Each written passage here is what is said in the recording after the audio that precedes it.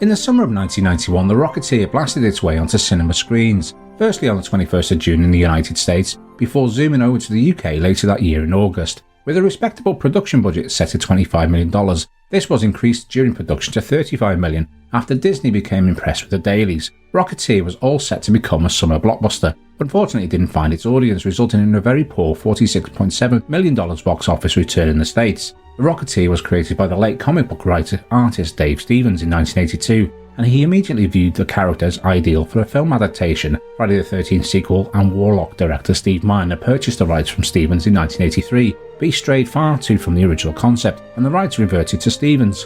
In 1985, Stevens gave the writing team Danny Bilson and the late Paul Demire an option on the Rocketeer rights. Bilson and Demire were well known for working with Empire Pictures' king of low-budget movies Charles Band, writing scripts for movies such as Eliminators in 1986, Arena in 1989, and one of my personal favourites, Trancers in 1984. Stevens, like Danny and Paul's ideas for The Rocketeer, were heartfelt and affectionate tributes to the 1930s movie serials. The plan was to make the film a complete homage to Republic's Commando Cody serials, which Stevens had also based Rocketeer on. Stevens, Bilson and Demire considered making The Rocketeer as a low-budget film, shot in black and white and funded independently. However, the trio approached Harry and the Hendersons director William Dear to direct and co-write, and they eventually dropped the low-budget idea. They kept the comic book basic plot intact, but fleshed it out to include a Hollywood setting and a climatic set-piece involving a Nazi Zeppelin. In 1986, The Rocketeer was pitched to the major film studios, but was turned down, with only Walt Disney Studios eventually accepting The Rocketeer because they believed the film had an appeal for toys and merchandising. The Rocketeer was set to be released through the studio's Disney production arm set for older audiences, Touchstone Pictures. Stevens, Bilson, Demire and Dear all signed a contract which would have permitted them to make a trilogy of Rocketeer films. However, Disney Studios chairman Jeffrey Katzenberg switched the film to a Walt Disney Pictures release. Disney executives wanted to set the film in contemporary times, out of concern that a period piece might not appeal to a large audience. Bilson and Demire argued that the recent success of the Indiana Jones movies proved that moviegoers would enjoy an adventure set in the 1930s, and the studio finally agreed, but the studio put the pair's script through an endless series of revisions. Over 5 years, Disney placed The Rocketeer into development hell. These numerous project delays forced Dear to drop out as director, but he retained a writing credit on the final film. Joe Johnston, a fan of the comic book, immediately offered his services as director when he found out Disney owned the film rights. Johnston had had success with his feature film for Disney with Honey, I Shrunk the Kids in 1989 and was quickly hired, and pre-production started in early 1990. Johnston had previously worked at Industrial Lights and Magic, working on both Raiders of the Lost Ark as technician and Indiana Jones and the Temple of Doom as art director, so was well placed to direct a 1930s serial-inspired movie. After Bilson and Demire's third major rewrite, Disney finally greenlit The Rocketeer. In 1938, Los Angeles, two gangsters steal a mysterious package from the aviator Howard Hughes. During their escape from the authorities, they end up on an airfield. Pilot Cliff Secord and his mechanic friend P.V. Peabody are test flying their new plane, the GB. During the chase, the GB is caught in crossfire. One gangster is killed, the getaway driver hides the package, and stunt pilot Cliff Secord's GB racer is destroyed in the resulting autoplane accident, crippling his career. After losing their livelihood to add insult to injury, the airfield owner Otis Bigelow hands them a large bill for damages, stating that pilots are responsible for any accidents on the airstrip. However, he offers them some clown work at the upcoming season to pay off their debts. Cliff and the aeroplane mechanic PV later find PV's old bag, where the package was hidden in a biplane cockpit. Upon inspection, they discover it's a rocket pack. After testing the rocket, Cliff realises the potential to earn cash to help rebuild the GB. Movie star Neville Sinclair has hired the gangster Eddie Valentine to steal the rocket pack, and he sends his monstrous henchman Luther to question the injured getaway driver, who tells him about hiding the rocket pack at the airfield. Cliff's girlfriend is Jenny Blake, an aspiring actress who has a bit part in Sinclair's latest swashbuckling film. Sinclair overhears Cliff attempting to tell Jenny about the rocket pack, so he invites her to dinner. Afterwards, at a local airshow, Cliff uses the rocket pack to rescue his elderly friend Malcolm, who is piloting the overaged biplane. The newsreel press and Valentine's gang all see him from the airshow audience, whereupon the Rocketeer becomes a media sensation. How about some background on the flying man? Yeah, what's his name? Give it to Guy Boy, it's a trade secret. It's all part of the mystery. Why don't you just call him Rocket Boy? Nah, that's lousy. What about Rocket Man. That's worse. What about Missile Man? Now that stinks. Come on, Bigelow, give us a better name. Come on, Bigelow. How about Rocketeer? Yeah. Wow. That'll work. Rocketeer it is. Extra, extra! Men versus the plane! Extra, extra! Read all about it! It's so romantic. I bet he's handsome. Oh, I wish he'd rescue me. Bill Campbell stars in the title role as Cliff Secord, the Rocketeer. Casting the lead role of Secord was a struggle for the filmmakers. Bill had recently worked on the TV soap opera Dynasty. The decision to cast him as Secord caused mixed emotions amongst Disney executives. Director Joe Johnston and Dave Stevens believed Campbell was perfect for the role due to his remarkable likeness to Cliff in the comics, but Disney wanted an A-list actor. While Johnny Depp was Disney's favourite choice, eventually Johnston convinced Disney otherwise. The late Bill Paxton had auditioned for the part. Paxton commented he really came close to getting the lead. Due to the box office failure, unfortunately Bill Campbell wasn't cast as a lead in a movie again, starring in a string of TV parts. He recently had success though on the TV series Cardinal. For the female lead of Cliff's girlfriend Jenny, originally Penelope Ann Miller was cast in the role of Jenny, but for reasons Jennifer Connelly was eventually cast. Jennifer was best known at the time for her role in Jim Henson's Labyrinth. In Stevens' comic, Cliff's girlfriend was called Betty Page, based on the real-life pin-up of the same name. This was changed because Stevens didn't have permission from the real Betty Page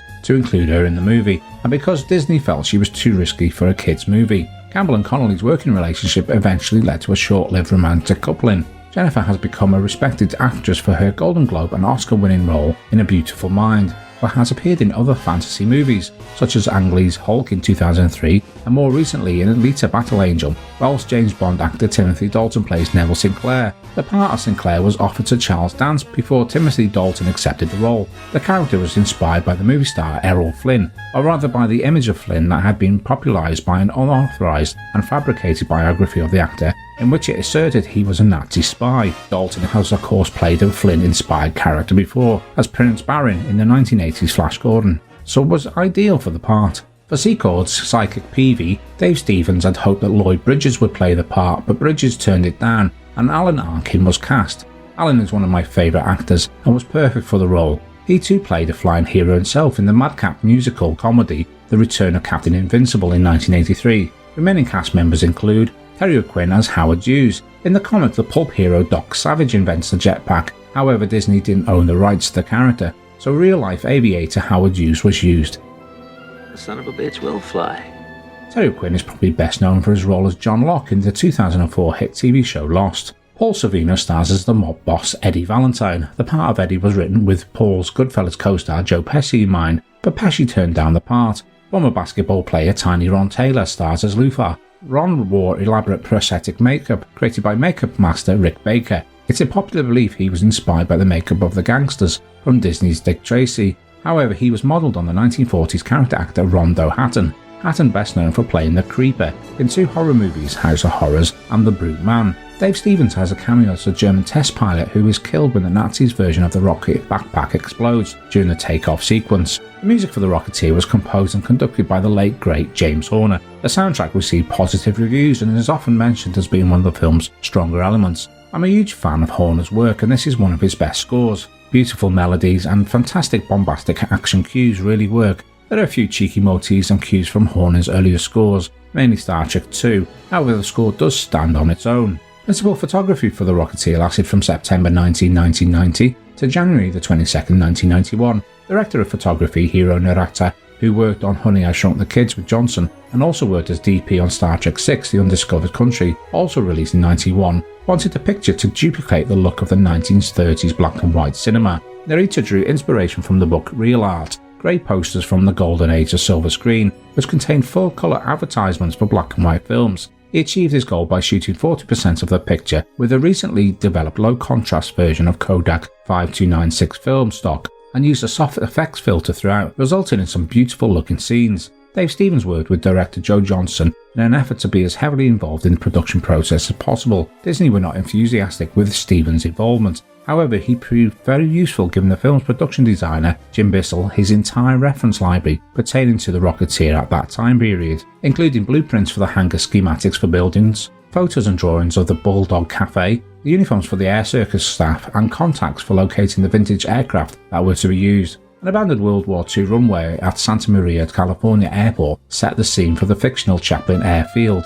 Additional scenes were shot at Bakersfield. For the air circus scene, 700 Santa Maria extras and 25 vintage aircraft were employed, including a 1916 Standards biplane and a GB model Z Racer, so much attention to detail went into the production. such as the Laughing Bandit set that was copied like for like from the Adventures of Robin Hood in 1938, and the sword fight sequence was photographed at 21 frames per second to replicate the look of the 1938 film. The sequence where Cliff rescues Malcolm was adapted shot for shot from the Stevens comic book. The Rocketeer's attack on the Nazi Zeppelin was filmed over 4 months near the Six Flags Magic Mountain amusement park in Valencia, California. Remaining visual effects footage took place at the Hamilton Air Base. There they constructed a 12-foot scale model of the Zeppelin, which was photographed against matte paintings that resembled 1938 Los Angeles. To tie in with Disney MGM Studios in Florida, and to reinforce the fact that the actual movies were being shot in that location, the final exterior shot was never filmed. It was to be an elaborate scene set in the forecourt of Grauman's Chinese Theatre. Originally it was going to be based on actress Ginger Rogers placing her handprints in the cement. This was changed to a ceremony for actress Bette Davis in connection with winning an Academy Award for her performance in the film Jezebel in 1938. To rescue his girlfriend Jenny from the clutches of the sinister Neville Sinclair, Cliff Secord dons his rocket pack and jets off to the classy South Seas Club. On his way he flies past Grauman's Chinese Theatre, as seen in the finished movie. What was to happen next is that a man working a searchlight on top of the theatre for the evening ceremony spots the flying Rocketeer and loses his balance and falls from the top of the theatre. The Rocketeer swoops down and grabs the man in his arms, with both of them landing in the newly prepared block of wet cement in the forecourt. Dropping the man off, the Rocketeer blasts upwards to continue to the South Seas Club, leaving behind an imprint of his feet on the rocket blast. Owner Sid Grauman takes a stick away from Bette Davis and signs the Rocketeer name in the wet cement. This scene did make it to the comic book adaptation of the movie. Costume designer Marilyn Vance, who had worked on The Untouchables, provides a fantastic array of period costumes, and the Rocketeer stays faithful to his comic book design. However, Disney originally intended to change the Rocketeer's trademark helmet design completely. President Michael Eisner wanted a straight NASA-type helmet, but Joe Johnson threatened to quit production. Disney relented after they produced a helmet that the filmmakers agreed looked appropriate from all angles. In the end, it was identical to the helmet design Stevens had used for his comic book series. How do I look? Like a hood ornament.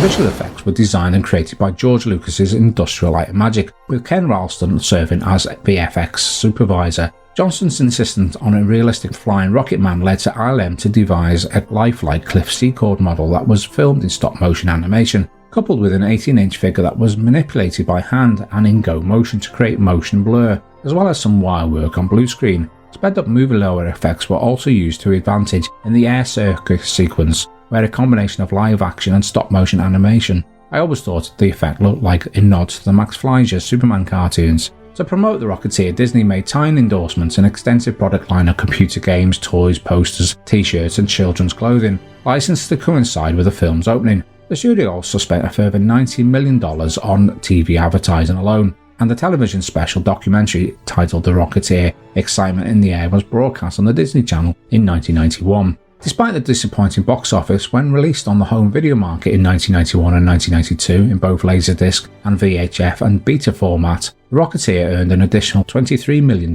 in rentals, finding a well-deserved audience and fan base. I first watched The Rocketeer on its release here in the UK a few times at the cinema and loved it instantly. I wasn't familiar with Stevens' comic book, but had been a huge fan of Republic's King of the Rocket Men as a kid, and in 1991 was a big fan of Cinemaware's 1988 game Rocket Ranger, which itself is a homage to the Republic serials involving a Nazi plot, which I played to death a few years after its release. So the film's release was well timed, and I was excited to see the movie. For me personally, The Rocketeer is a near perfect movie. It has a flawless cast of performers, fantastic score by James Horner, beautiful production and costume design, and heroes, Harriettas, and timeless cinematography. There's some great comedy one-liners and some little homages to other movies. Sure, its faults lie in being slightly dialogue-driven, especially in the middle around the South Seas Club. The movie spends way too much time there. It's missing another action set piece, and some of the wire work is lackluster.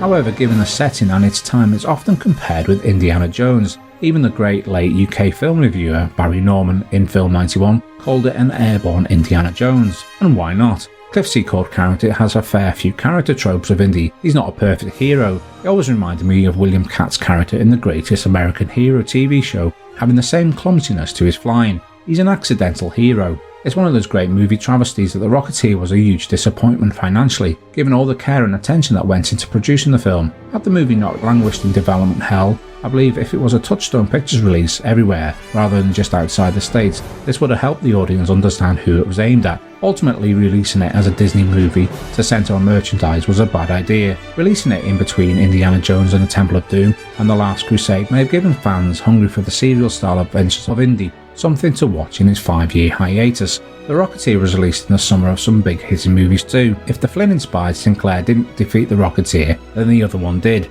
Kevin Costner's Robin Hood was dominating the box office, and James Cameron's Terminator 2 wasn't far behind. Other pulp comic movies like The Phantom and The Shadow later also bombed, and like The Rocketeer found their audience on home media. A 20th anniversary edition Blu-ray disc was released in December 13, 2011, and looks fantastic in HD. Of course, The Rocketeer is available to stream on Disney Plus and Prime Video. There has been talk of a reboot from Disney given the success of the MCU, which Johnson helped launch directing Captain America the First Avenger in 2011. It to me seemed a no-brainer to dust off the Rocket Pack and relaunch the character. Unfortunately, all we have so far is a Disney Junior series that Bill Campbell has returned to voice, focusing on the great-granddaughter of Cliff Secord. It's aimed at kids and not worthy use of the character, to be honest. His design is so iconic. That stunning Art Deco steampunk look of the posters sums it up. Maybe one day Disney will do the right thing. The Rocketeer might not be perfect, but it's an excellent example of how to adapt a comic book to the big screen. So sit back and enjoy. It's a definite must-watch. I can't recommend it enough.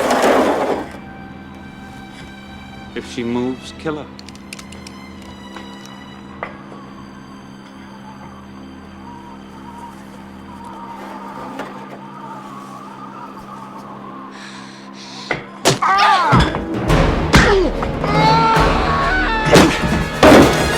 Where's your stunt man now, Sinclair? I do my own stunts.